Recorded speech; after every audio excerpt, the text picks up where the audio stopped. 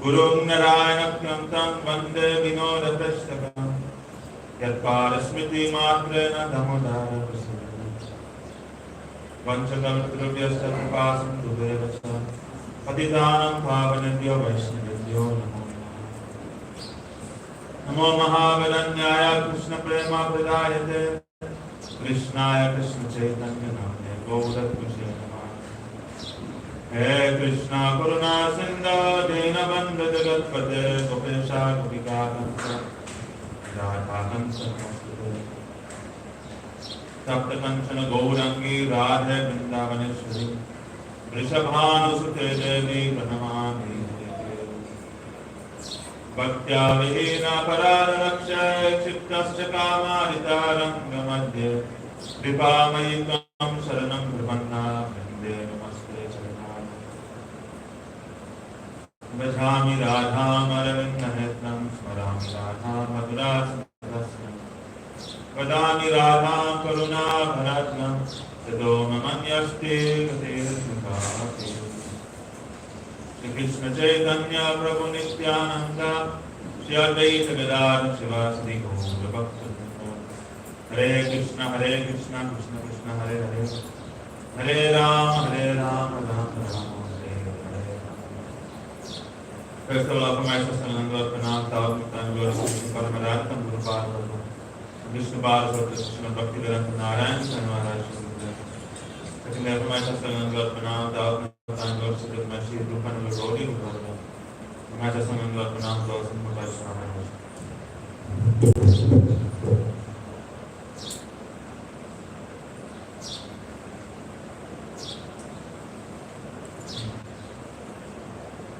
Continuing reading from Srimad Bhagavad Gita, chapter 8, sloka 16. Brahma Bhuvanal Loka Punavartina Arjuna Mamupetya Kaunteya Punarjanma Nachidyata. O Arjuna, all planets in this universe up to Brahma Lok place of repeated birth and death. The one who attains me, O Kaunteya, never takes birth again. Bhavanava, indeed all jivas, even those who have great spirituality, take birth, but my bhakti is demanded. To explain this sloka beginning with Brahma is spoken. The jivas who live on all the planets up to Satyaloka, the planet of Lord Brahma, must take birth again. Prakash Kavritti. The Bhaktivinoda Thakur quotes Krishna as saying, from Brahma Loka or Satya Loka down to the lowest planet, all are temporary. Satya Loka is another name for Brahma Loka. That is where Adivuru Brahma Giridhari, the highest planet in the universe.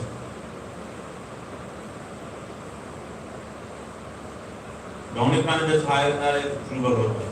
So that is considered to be like the Vaikuntha planet, it's never destroyed. Basically all the when we're talking about the 14 planets, the 14 planes, 14 planetary system, that is Satyaloka is the highest and Pataloka is the lowest. So the highest, there is Satyaloka, there Brahma Rajaya. Their time acts in a different way. It is their time, very short time there, and a very long time here. The higher you go, the slower time seems to be having effect. The lower you go in the planet system, the faster the time. So, when here in Brahma, in Bhuloka, Bhumandal, time is actually in the middle. So it's like as time should be. But you go lower, then it becomes faster. In other words, here, one day here will be so many years there. If you go all the way to Pataloka, one day here will be thousands and thousands of years there. Similarly, if you go higher, then there is slower. So one day here will be equal to nothing there. It means one day there will be 1,000 years there.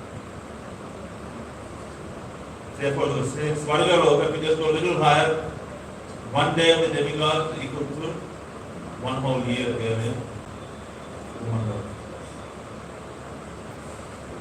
That is how the time works.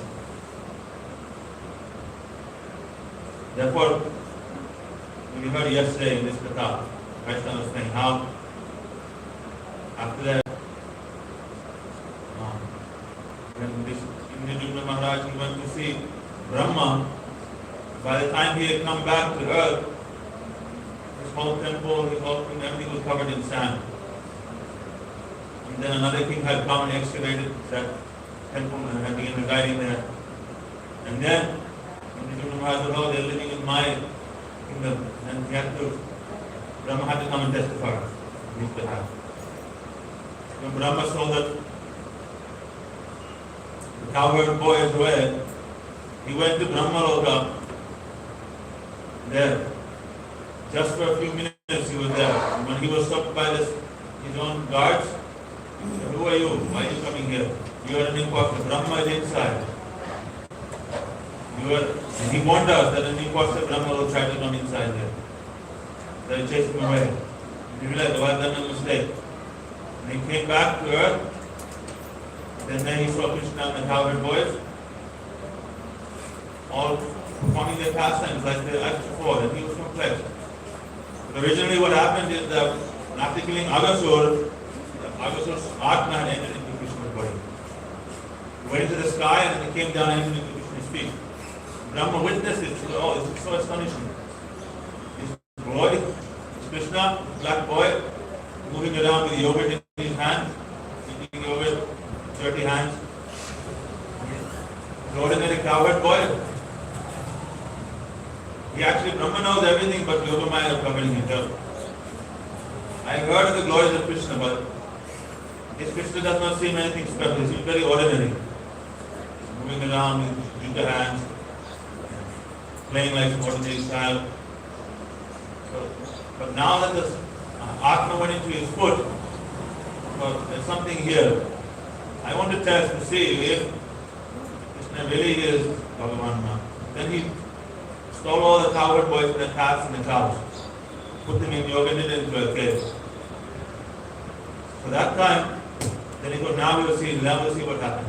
So when he left, he came back to Brahmaloka, then he was stopped there by his guards. His own guards, hey, where are you? You're an impostor. Brahma is inside.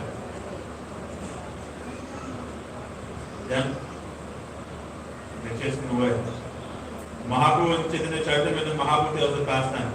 So, it is Sanatana Goswami or Sanatana Shiksha. Yeah. And he's there in Varanasi. He explained that one time Brahma he became proud. Brahma was thinking, I am doing everything. I am the most intelligent person. I have 4 heads. Without me, none of this creation would take place. I am doing everything. Brahma is the Praditya creation. Shiva is Praditya Brahmakun, that is destruction. These are only posts. It's not that they are in those gunas. They are managing those gunas. That is their department. And they are transcendental Vaishnavas, always absorbed in relishing Bhagavan, Katha and Vishnu. And then Vishnu is the presiding deity of Sattva, which is maintenance. So, Brahma was saying, without me no creation is taking place. The elements are created by Bhagavan, but Brahma takes the elements and he makes them into something. He takes the form. He takes all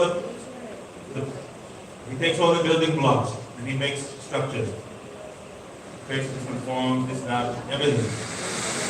So I think Vishwamitra Rishi, he was trying to become a Brahmarshi. And he said, I can also do creation. And he started creating so many things. Because he wanted to be recognized by Vishwamitra Rishi. So he created, you see, different things. Coconut, which is Vishwamitra creation. He was trying to create a human. The head began to grow. And then he created dates, created buffalo, created all these, like, all these weird different creatures and weird creations. Cashew fruit. Cashew fruit, the way it works is that you have the fruit And the seed is growing outside the fruit. Like opposite. Normally seed is inside the fruit. With cashew fruit, the fruit is there and the seed grows out. That is the cashew. It's all opposite. We did so many crazy things, right? If you go to Australia, you see the only creation there. Only nowhere in the world you can find these creatures. Platypus, Tasmanian devil, wombat, koala, kangaroo, all these like you cannot find them anywhere, only there in Australia. It's all his experiments. You can see they're like platypus. It's like duck mouth, but rest of the body is like some other mammal, like bear or something. Like all mixture. Vishwamitra Rishi making crazy things. And we get many other things we also made, like Vaishnava telling it, I forget some of them. And therefore, the goat, I think goat also, and some. So he created all these things. He wanted to, for this creation, Brahma, he is responsible. He takes things and he has a blueprint and he makes the forms and everything. So he was thinking, I am so qualified, I am doing all creation. Without me, none of this would go on. But no one recognizes, no one really understands. But if I take a little break, then we'll see how they manage. So he told Vishnu, came to Narayan, I want to take a little leave. So much hard work, I want to take a leave for some time, 1 week, 1 month, few days. Some leave. And find some, and you can manage. If you think I'm underappreciated, then not really. So, as he was coming back from Vaikuntha, Satyalok, that time, he saw that there was someone flying by on one plane. Many people going in the same direction we did. And then, where are these people going? Then he tried to stop them. He said, what is going on? No, I have no time. I just heard now that Brahma's post is free. And I don't know, they were going towards Vaikuntha. Yeah, they're all flying there. They're going past like this. What's going on? Have we heard Brahma's post is free? That's what I'm going with auditions. Then he became worse. Then he went back. Then he saw that there, in Bhagavan's hall there, assembly hall, he saw there was not one Brahma, but there were thousands of Brahmas. Some who had 8 heads, some had 16 heads, some had 32 heads, some 64 heads, some with 1,000 heads, some with 10,000 heads, big Brahmas. They were all offering their pranam to Narayan, and as they offered their pranam, their helmets were touching the floor simultaneously. And a big sound came, tremendous sound. Brahma realized, he looked, every single Brahma had more head than he did. Then his pride was smashed. I am the most insignificant Brahma. Chaturmukh Brahma. These are all Ashtamukh Brahma, Shodashamukh Brahma, Lakshamukh Brahma. 100,000 heads one Brahma had. Then, imagine, you have one head, how intelligent you are. So Brahma has 4 heads, how intelligent he must be. Imagine if someone has 100,000 heads. His brain power must be like off the charts. So, and pride was smashed like this. Then Brahma realized, okay. And he resumed his duties again. So, Brahma had this tendency. He's performing his pastime. So now, he is thinking that this Krishna, I've heard some of his glories, but now I'm seeing him like an ordinary boy playing, but now the art moment feels good, I want to see. Really? What is the reality? He is Bhagavan or no? So then he stole all the cowherd boys and calves. So then when he went back to Brahma Loka, then his guard stopped him. Hey, Brahma is inside already. He told you you're impossible. Come get out of here. Chase him away. Then Brahma realized, I have made a mistake. one time before also, I remember, one time before I wanted to leave, I almost lost my position. Now already someone is sitting there on my throne. I made a mistake. So he quickly came back to Bandhav. When he came back, then he saw that all the cowherd boys, calves, and the cows were all forming their pastimes there. He became confused. I just stole them and put them in the cave. Did Krishna find them and take them out? He went to the cave. He saw they're all sleeping there. Then he looked one side and he saw they're all playing there. He looked again in the cave. They're there. Okay, then 2 heads he looked in the cave and 2 heads he looked behind. So simultaneously they're in the cave sleeping, simultaneously they're playing the Bhagwan pastime. He realized, oh, I've done a great mistake. Then he went and he surrendered and he fell at Krishna's lotus feet. He prayed, he did arati, everything. That time he was doing arati, then the sakas they are looking, listening. Hey, who is this? Who is this preacher, foreheads, doing arati? And then making fun of Brahma, they're playing, imitating him, making jokes. Krishna is just standing there and he's keeping his composure. One eye is looking on his sucker, they're playing and laughing and joking, and he's accepting this puja. Then he forgave Brahma. But that time that he had gone just to Brahmaloka and back, that short time, those few minutes, already 1 year had passed here in Rajmandal. 1 whole year. Actually, before he went and asked forgiveness, and what did Krishna do? All the sakas and the cows and the calves manifested 400 Vishnu forms from all of them. He gave this darshan to Brahma. The Brahma, his pride was with this match. So all expansions of the Lord, they all Krishna has created them, all his expansions. Then he fell at his feet. That short time that he just went to Brahmaloka and back, already 1 year had passed. Gurudev said that actually there are 3 different groups of sakas and calves and cows. The original group, the original sakas and the cows and the calves, Yogamaya, took them, hid them away. And their replicas were stolen. The second group was the replicas stolen by Brahma, they were put inside the cave. Brahma didn't steal the original, but he stole duplicates. The third group is that Krishna himself manifested his own body while the duplicates were sleeping in the cave. So he had manifestations of Krishna himself. For 1 year they were passing with Krishna.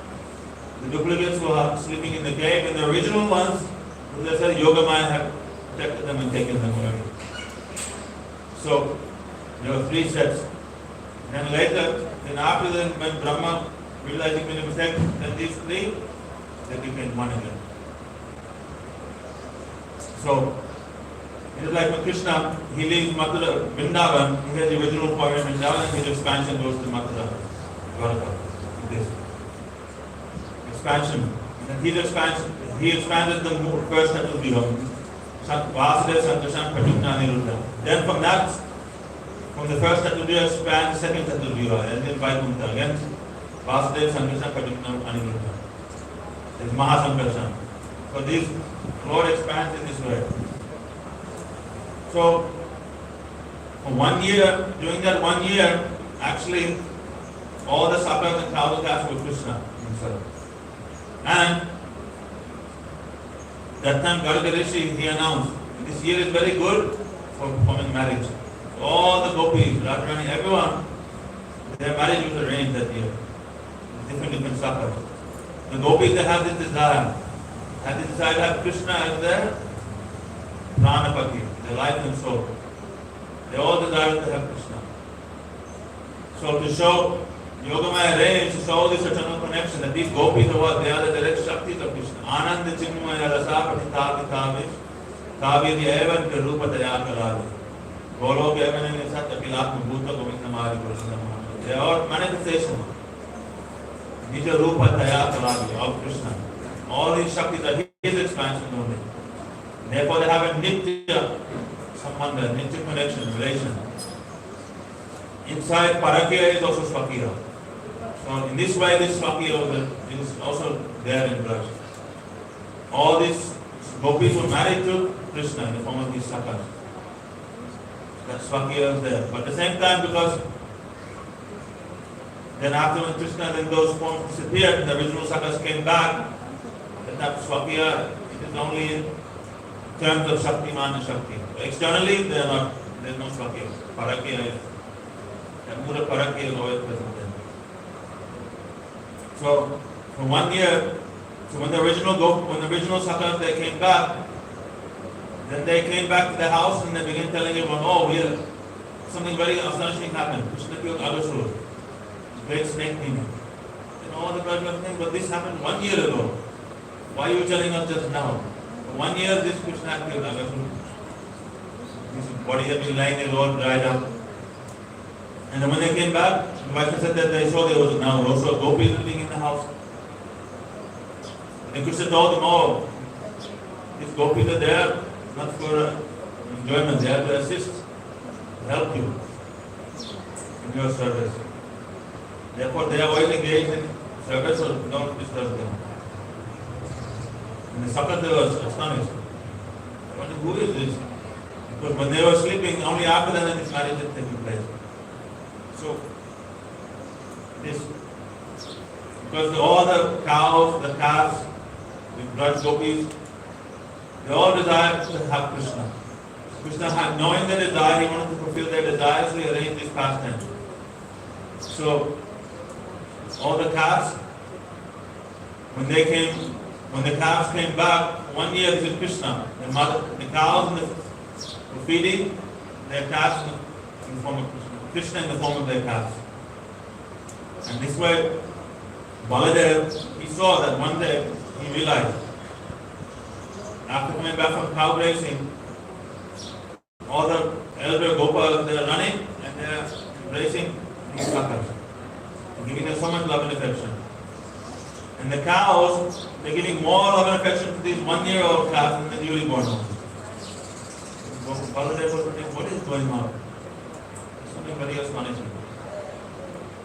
He was confused, why is this? He couldn't understand. Then later he understood. When Krishna then manifested all these, revealed this form to Brahma, then Balaram understood, oh, this is the reason. Because they were Krishna in the form of these gopas, Krishna in the form of these calves. Therefore, everyone was feeling natural affection for him more. Everyone in Braj, they have more love for Krishna than their own son, their own calves, everything. Now that these calves, Krishna have become the calves and the gopas, and they began showing more that same love to them, because they were Krishna. This Mura Paraki is there in Braj. The mothers, they have their own son, but they love Krishna more. The Sakas, they have their own family, but they love Krishna more. The Gopis, they have their own husband, but they love Krishna more. And regardless of the ras, this Parakya Bhav, is permanent there. So, in this Brahma Vimoha Lila, there's so many things took place. Krishna, he fulfilled the desire of the elderly gopas, Vatsalidas, also the elderly cows, their Vatsalya, and also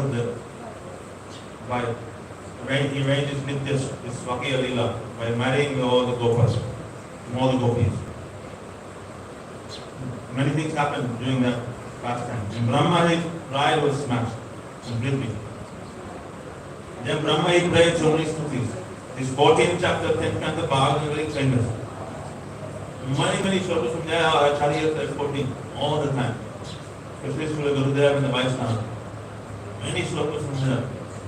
Famous shlokas. There's one chapter in the Bhagavatam, studying them is definitely this chapter. And of course, along with the last Panchadhyaya, but this chapter in specific, many beautiful shlokas there. Starting from Naumidhyate Abjava Kushe Tarinam Vidaya, and then continuing on, so many beautiful. Shayashtim Bhakti Udasya Devi Bho, Gyane Prayasmana Pasitaman Teva Tattenu Kampasusha Vikshamana, and Aho Bhagya Maho Govindanda Gopagadogosam. Many more beautiful verses from there. So, this Brahmaloka, even though there lies in his Brahma's lifespan, because everywhere, in all these lokas, the lifespan is 100 years. It's like we have 100 years, he also had 100 years. But his one day is equal to 1 hour, 1,000 Chaturyugas here. But regardless of whether you are in Pataloka, whether you are in Satyaloka, within Bhuloka, in all places of repeated birth and death. Even Brahma, he will have to die, have to give up his body after 100 years. When Brahma leaves his body, that is when Mahapralaya takes place. That is when the universe gets pulled back into Mahavishnu. That split second, when Mahavishnu breathes out, all the universe emanates from his body. And they remain steady. The time that you breathe, and you pause for a split second, and then before you when you breathe in, and that split second before you start to breathe out, and there's another way that the split second before you start breathing in, that split second is the lifespan of Brahma, which is equal to our what? Billions and billions of years. So Mahavishnu, you can understand that time is relative.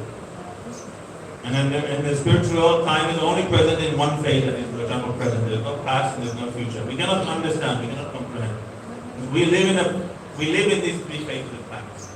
We cannot understand how something there is no past or there is something no future. But it is like that. And all these planets, from Brahmalok to Patalok, they are all temporary. All jivas here, they must take birth and die. And they have death again. Therefore,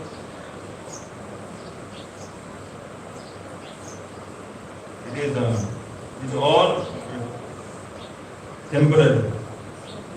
So here, Gurudev is saying the jivas from those planets may take another birth. But one who takes shelter of me as the object of Kevala Bhakti does not take birth again. It is not said that there is no rebirth for Karma Yogis, Ashtanga Yogis, and those who take shelter of Pradhani Bhuta Bhakti. This implies that Kevala Bhakti is the ultimate fruit, or the perfection of all these processes. And one can become free from the cycle of rebirth by gradually attaining the stage of Kevala Bhakti. Only by Bhakti can one then come out of this cycle of birth and death. Slok 17. Sahasra yuga paryantam aharyat brahmano vidu ratrim yuga sahasrantam te hotra ratri vidodana. Those who know the truth about Brahma's day and night understand that his day lasts for 1,000 cycles of the 4 yugas, and that his night is also of the same duration. Hare Krishna directly is also breaking down Brahma's lifespan here. Bhavanuva. One may doubt what is said in the second canto of Srimad Bhagavatam 2.6.19. Above the 3 planetary systems, Bhu, Bhuva and Swa is Mahalok. And above the Mahalok are the 3 planets, Jana, Tapa and Satya. These 3 are immortal, contain all the requirements for one's maintenance and are free from fear. Why are they immortal? That's because after each day of Brahma, 1,000 Chaturyugas, then a daily pralaya takes place. They clean up. Like every day we throw the garbage out, we clean everything and then ready for the next day. The pujaris throw the flowers out. Pralaya takes place. Destruction. Throwing all garbage out and cleaning. Then now tomorrow next day we start. So Brahma at the end of each day we just clean up. It's for all these planets, Bhu, Bhuva and Swa. These 3, they go and they get destroyed by rain and heat, and then they are completely cleansed. Therefore, but the planets above that, Mahajana Satyatapa, they are free from this. But even Mahalok, why Mahalok not included here? Because it is so close, it is just above Swarga that the heat from the dissolution of these 3 affect the planets that they cannot reside there. So they have to leave. The residents of Mahalok have to leave and they go to Janalok for some time. Until the pralaya is over, then they come back. Therefore these 3, Jana, Tapa, Satya, they are considered to be immortal. There's no fear there of pralaya. Except for, of course, when Brahma's life ends, then the Mahapralaya, then nothing is said. The whole universe goes, gets submerged. and burning. Therefore, as you can see in some religions, in different scriptures and different ancient cultures, they talk about doomsday, apocalypse. Some say that the world gets flooded. Some say it gets burned by the sun. But the reality is that it happens, both happen. Both the burning and the flooding. Both of these. First, I think the rain. I'm not sure which one takes first place. Maybe the rain takes first place. It's flooded, and then after that the sun. Everything is dry. This is how the end of the world happens.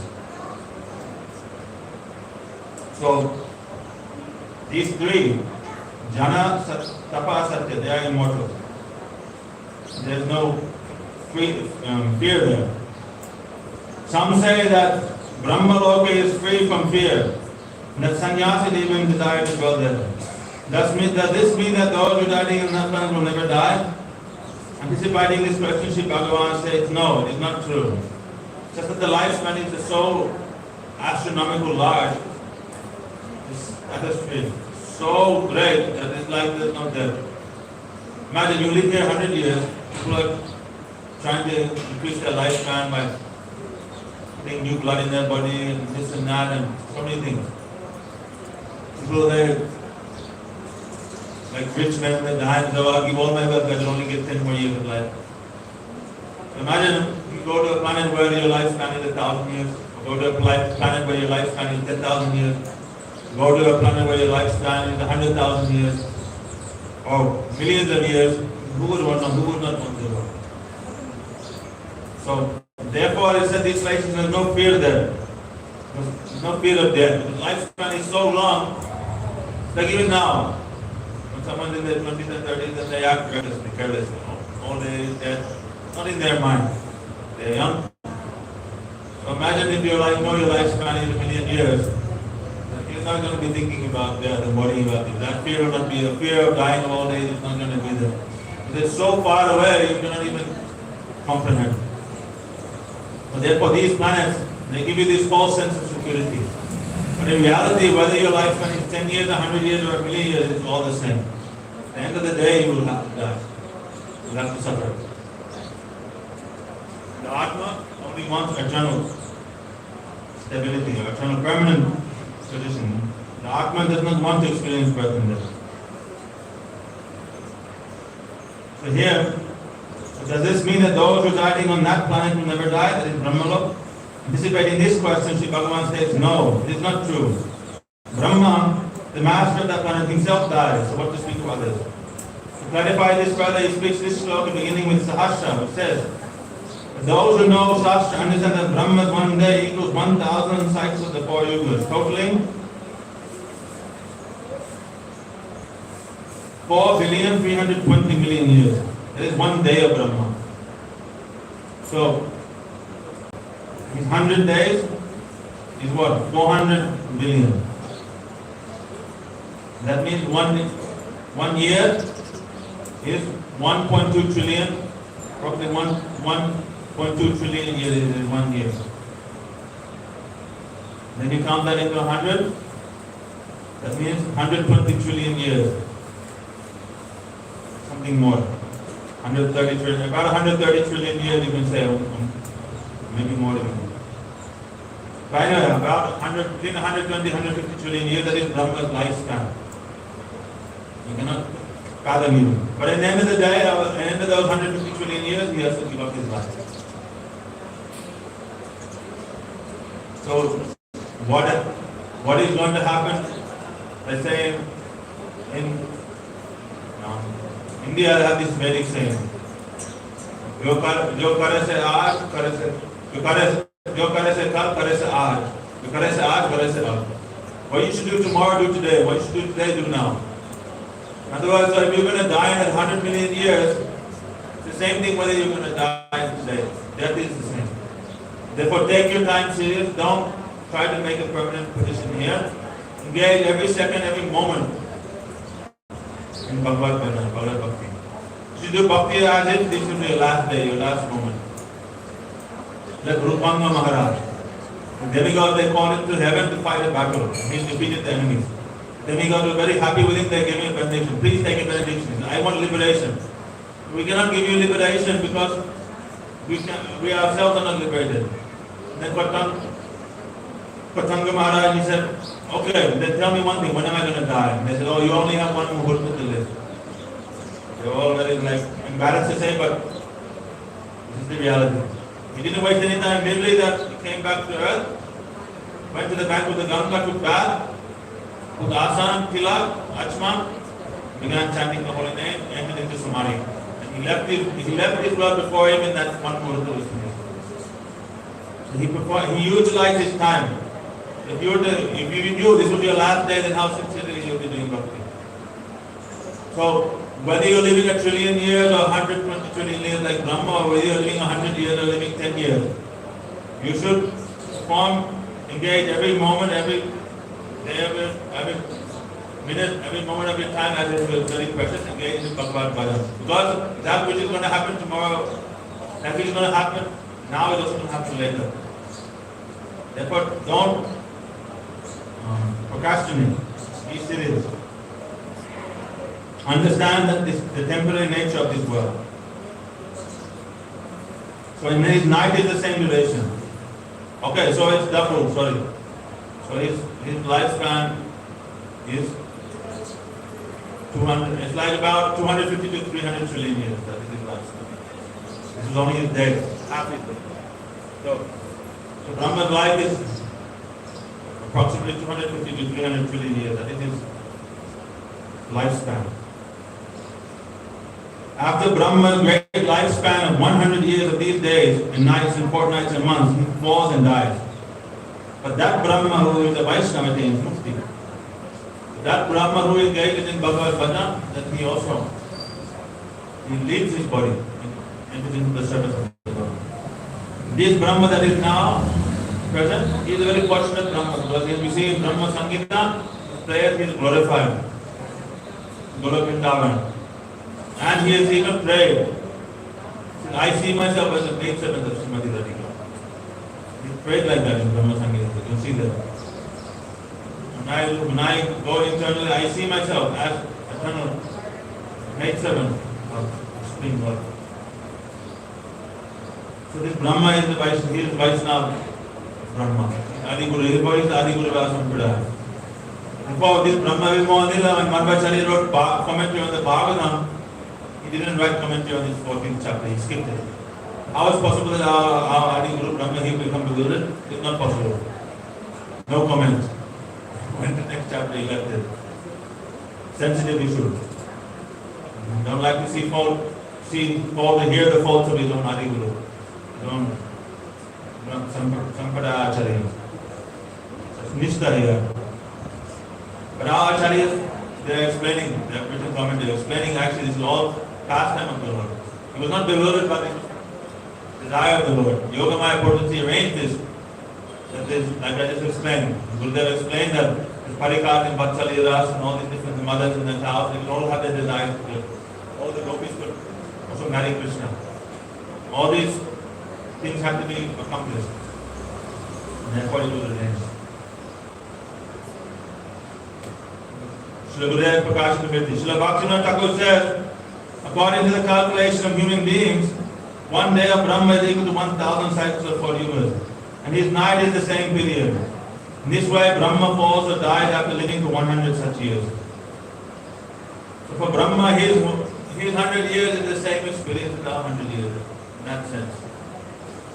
Like an insect, some insects are born in the night and they die before the sunrise. For other insects, it's like a whole life for them. Like a dog, their average life for animal dog is about 7 years. But for that, those 7 years for a dog, it is like our 100 years for them. You see, and our 100 years that we experience it, we feel a full 100 years. It's the same experience that Brahma will go through in his 100 years. He will also experience, for him it's just 100 years he experiences. In reality, it's a long time. So, even though the time is relative, but at the end of the day, end of those 100 years, one has to give up one's life. However, those Brahmas who are devoted to Sri Bhagavan achieve mukti. But if this is Brahma situation, then how can the fearlessness of sannyasis who have attained this planet be eternal? It cannot be. They are also bound to take birth again. Therefore, this material universe is not a place, not our residence. We should not desire to make our situation, have a permanent situation here. This is not our sadhya, our Bhakti. Dharma, Artha, Kama, Moksha, Vaishnava, they have nothing to do with these things.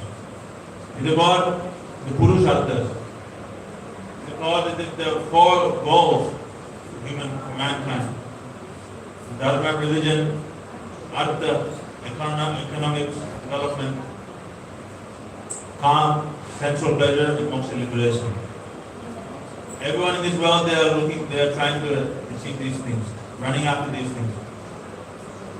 But the Pancham Purushartham, the real Purushartham, the real eternal goal for all mankind is what? That is Krishna Prem. Krishna Prem Prayojan.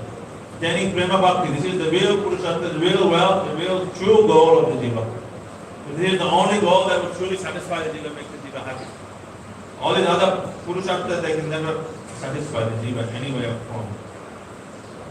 And by knowing these things, then Vaishnava, they don't want to speak of this world. Even liberation, the Vaishnava. They don't desire to even have eternal life without prema, prema. In different mukti, salokya, shasti, samikya, swarupya, ayudhya. Vaishnava will not touch these mukti. There's no prema. Prema is not there. Seva is not there. Only that prema mohi seva, prema bhakti remains as the ultimate prayojan for Gaudiya Vaishnava. Shloka 18. Avyakta vyaktaya sarva prabhavantyaha agame rajta agame paliyante tatraiva yaktya samyati. All jivas manifest and unmanifest cause. All jivas manifest from the unmanifest cause at the beginning of Brahma's day. All jivas manifest from the unmanifest cause at the beginning of Brahma's day, and become merged into the same unmanifest cause upon the arrival of his night. It's describing the pralaya, the creation, hard work.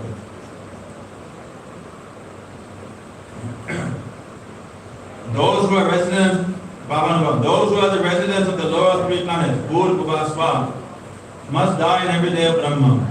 For this reason, Sri Bhagavan speaks this sloka beginning with the word Abhyakta. Sripad Madhusudan Saraswati said, in the cycle of the creation and annihilation of Brahma's day, the element sky exists daily. Therefore, the word Abhyakta in this sloka does not refer to the Pradhan, but indicates Brahma's night.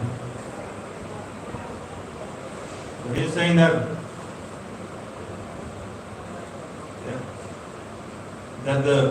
after these three, after the day of Brahma, all the jivas in these three planets, then they must give up their life. They enter into the sky. And they don't leave the universe. It's not that they leave the universe and go into Mahavishnu. No. That is only after Mahapralaya. After the universe is completely dissolved, then all the jivas they enter into Mahavishnu. The jivas who take living in Bhur, Bhuva, Swa, these three planets, when they are destroyed, they enter into the sky, unmanifest. That is the darkness of the night.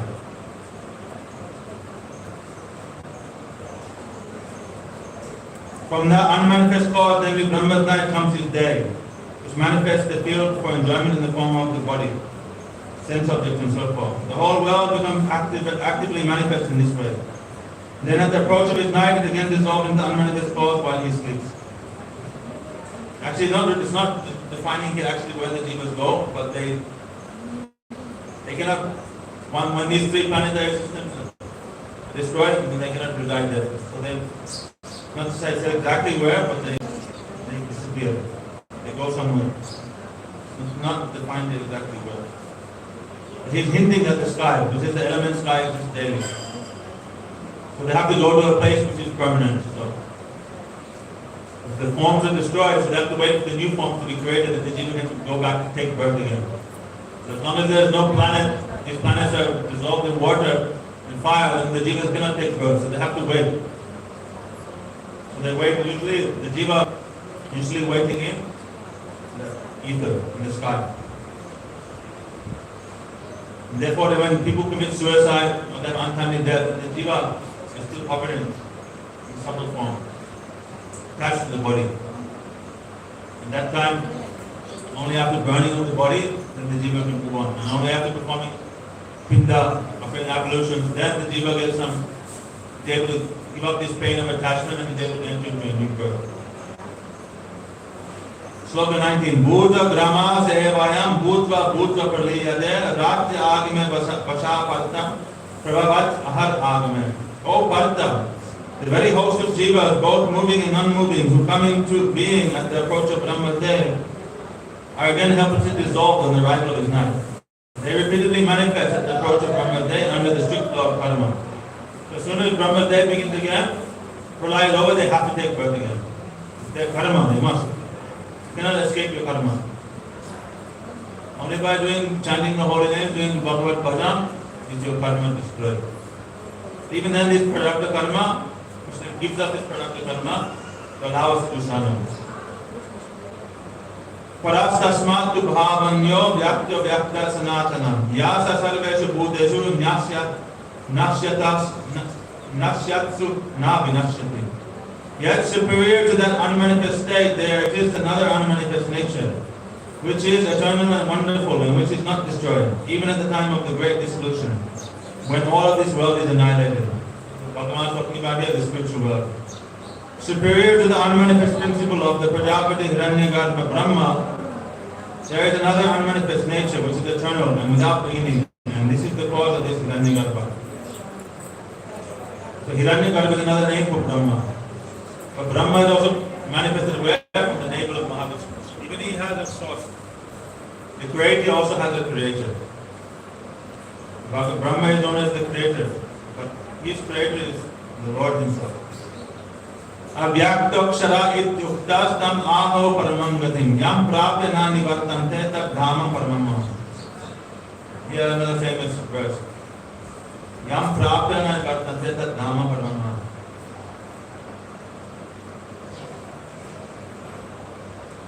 The eternal, unmanifest nature is known as Akshara and is the supreme destination. Having attained that Dham, they never return to this world. It is my eternal abode and my eternal nature. Bhavanubhava.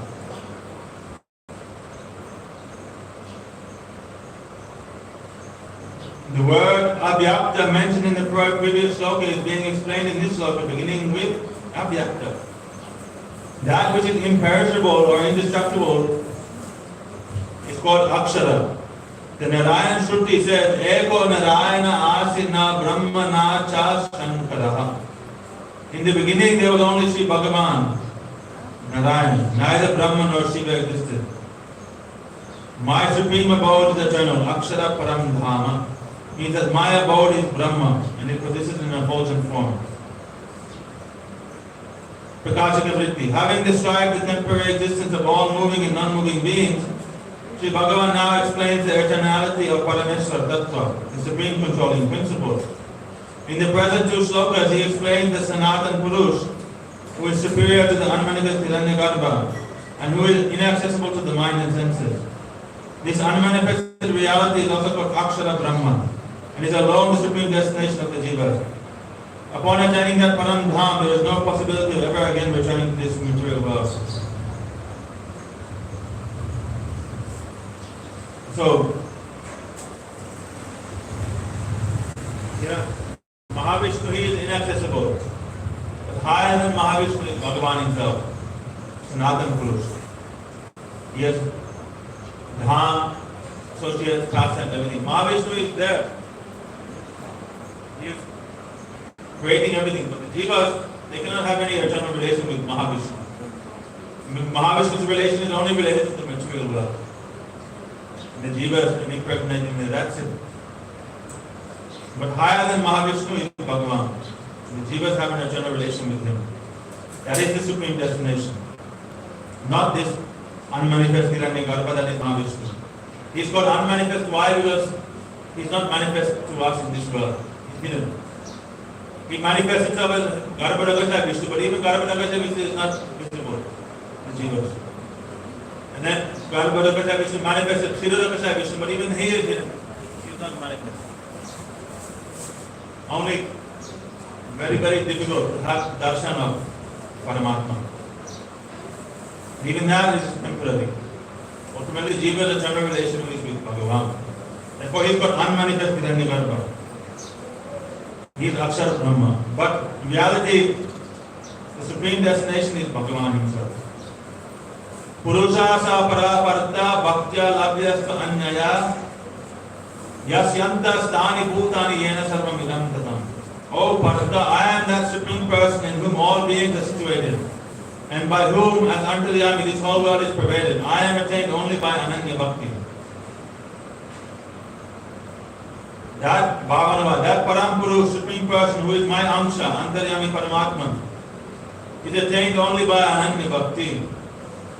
Ananya means that in which there is no trace of karma, jnana, and yoga, worldly desire and so on. This is the meaning of my earlier statement in Gita, Ananya Chetasattam. Prakashika that Purush described in the previous sloka, who is situated in the unmanifest state, is the Swamsa, plenary portion of Sri Krishna. All the jivas are situated in him, and because he is also situated within all jivas, he is Antaryami. He can be attained only by Ananya Bhakti, which is devoid of karma, jnana, yoga. So only by Ananya Bhakti can we actually realize Bhagavan. Many other process. Finish here today and continue tomorrow. Gaur Brahmananda Hare Hare Hare Jai Gurupad Padma Ki Jai Guru Parampara Ki Jai Sachinanda Gaur Hare Ki Jai Saparsada Gaur Hare Ki Jai Vrindavan Dham Ki Jai Srimad Bhagavad Gita Ki Jai Vishwanath Chakravarti Thakur Bhag Ki Jai Harinam Sankirtan Ki Jai Mantra Vadi Vaita Vinda Ki Jai Nitai Gaur Brahmananda Hare